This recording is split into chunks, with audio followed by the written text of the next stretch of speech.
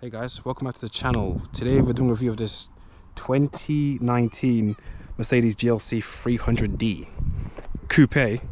It's a very nice looking car. I think Mercedes nailed it this year. This is the facelift. I think from 2019 onwards we got the facelift. There was a pre-facelift version.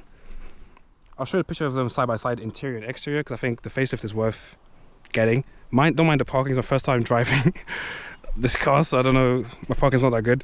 Let's not focus on that.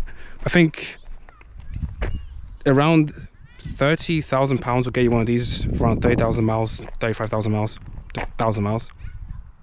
But yeah, I think for the money, it's a pretty good buy. I'm gonna compare it to an X4 and that Velar I drove previously. It's actually not that bad, especially the 300d. You get around 242 horsepower, 0 to 66.5 seconds, so it's quick enough for most people. I do believe it's four-wheel drive. So yeah, I think this generation, this facelift, I prefer it to even the newer ones, the 2023s or whatever. I prefer this a lot more. And let's take a look at the boot space, because that's the one compromise over the non-coupe version of the car. So the GLC Coupe gets 500 litres of boot space, while the non-coupe is around 550. The X4 gets around 525. So it's a bit down, but it's not completely terrible. Now let's take a look at the rear seats. It's a bit dark in here. This seat is not in a great position. I'm gonna sit here, because this is behind my driving position. I'm 5'10", which is the perfect height for a strapping male. So yeah, this is my driving position. I'm perfectly comfortable. I don't need to go any further back. I've got nice foot space underneath the seat, loads of headroom. Even though it's the coupe, I've got loads of headroom, loads of knee room. It's perfectly comfortable here. Windows I think are big enough. It is a bit dark.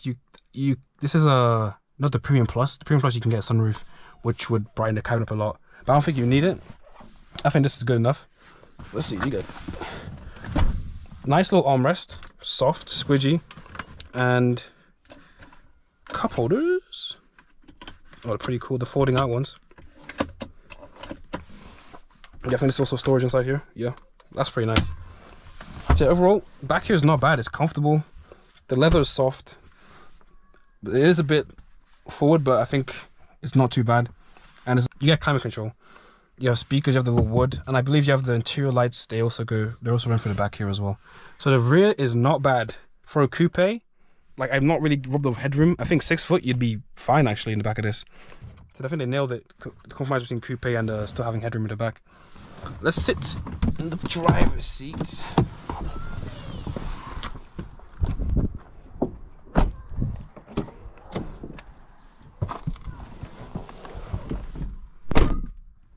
Alright, here we are.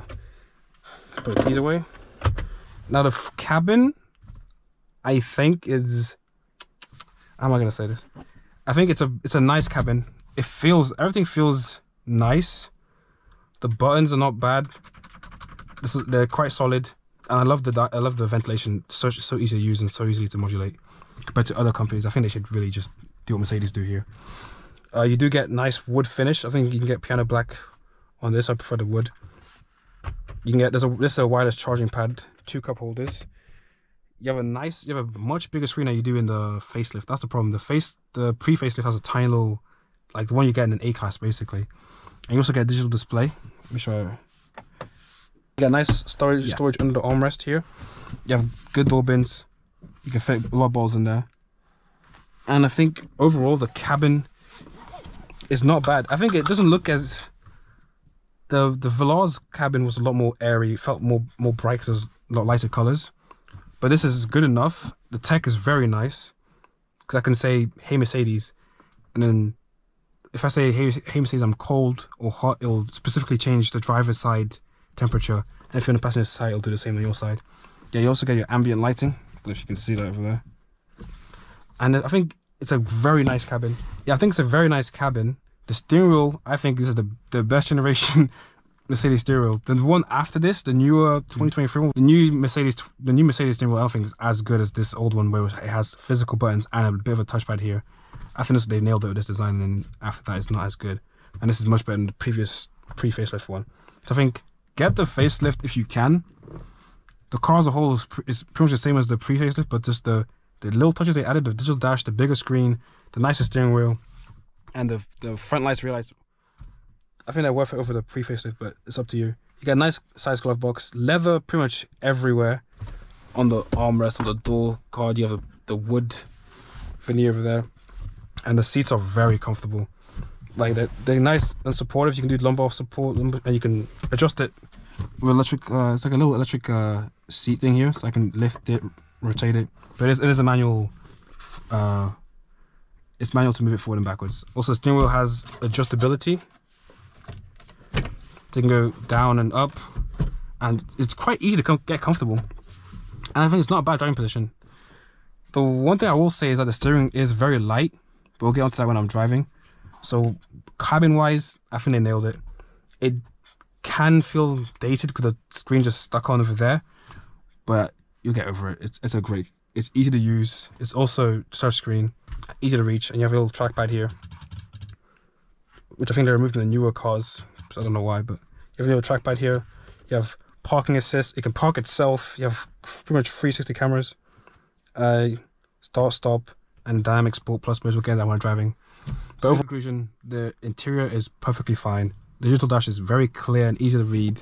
The steering wheel is a nice size. The touch sensitive controls are very intuitive. Physical buttons, easy to use. Everything's clear, and it's a quite sturdy feeling steering wheel. The screen here it might look like it's stuck on, but I think it's integrated not too badly. What was that? What was I saying? It's integrated not too badly, and it's a big upgrade over the pre-facelift. So if you can afford it, I'd say you go for the facelift, because just the interior is just a lot better, and the exterior visuals are also a lot better. But yeah, overall great cabin. Feels luxurious, looks luxurious. Let's get on to the driving. Let's start her up. Now listen to this, it's a 2-litre diesel, around 242 horsepower. Let's see what it sounds like. Don't expect too much, because it might pump some through the speakers.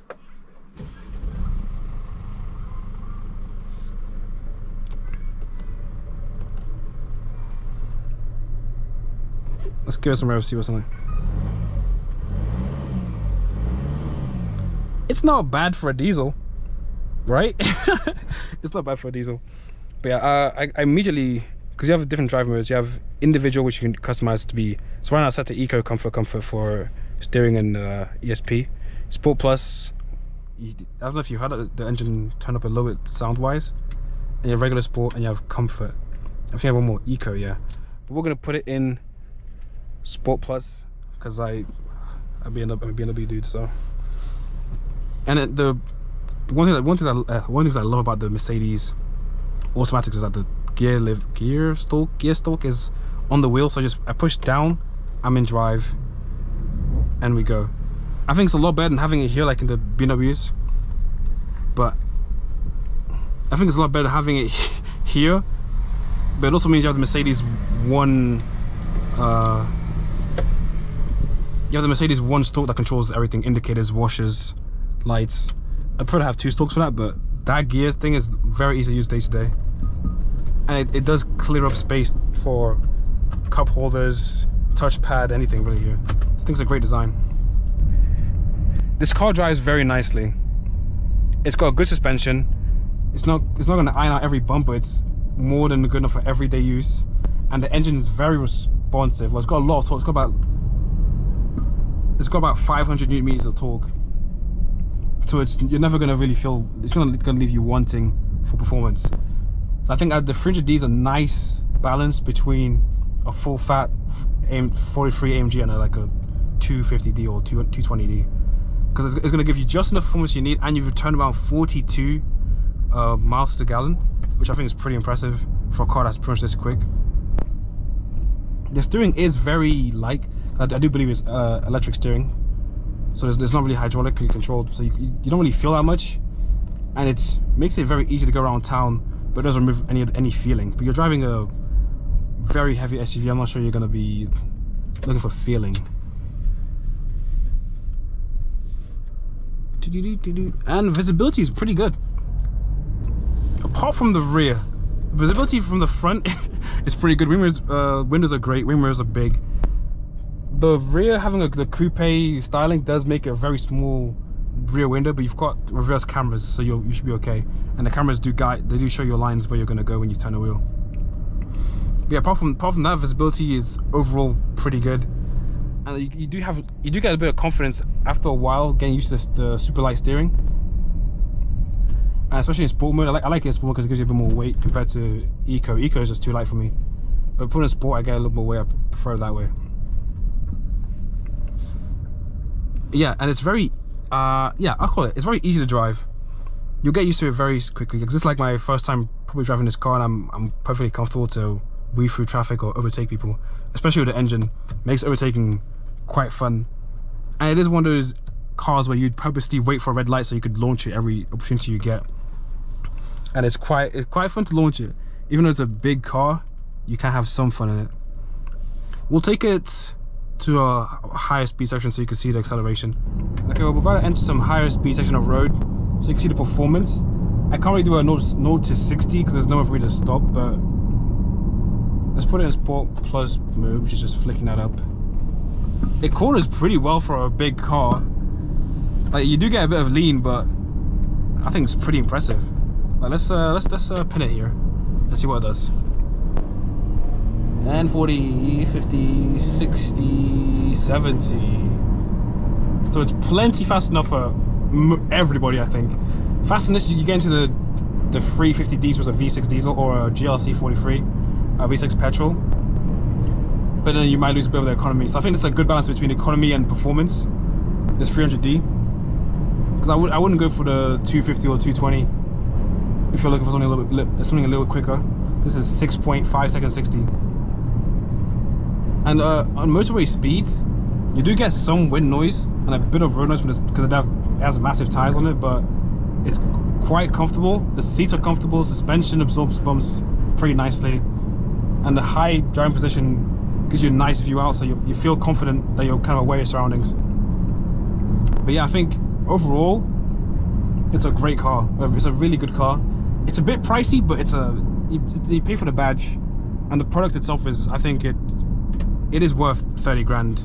You just look at it. I think it's the kind of car where you'd park it outside a coffee shop and just look at it as you drink your espresso or something, because it's a very beautiful car compared to I think the X4 is very aggressive in comparison. It's more sporty. It hasn't got the lines of this car, so there's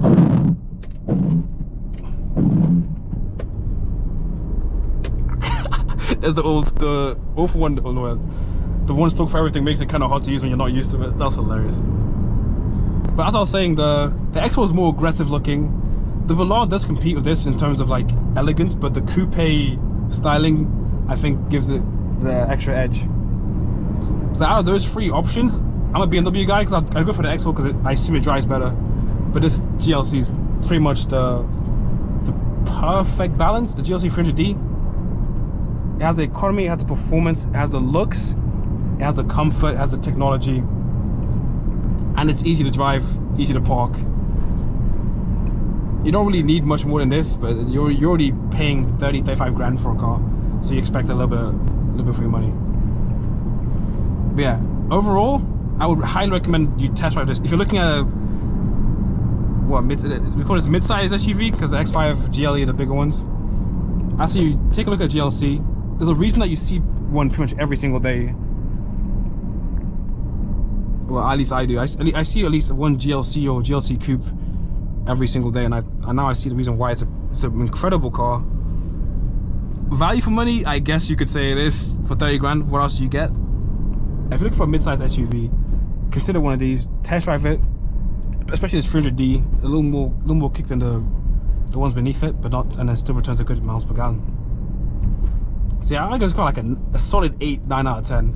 So I'm not sure how you'd improve this car. I think it's already as good as it can be. Yeah, thanks for watching, guys. If you've got a GLC, let me know how it's going for you. If you've got an X4 and you think it's better, let me know as well. Okay, thanks. Like, share, subscribe. I'll see you next time.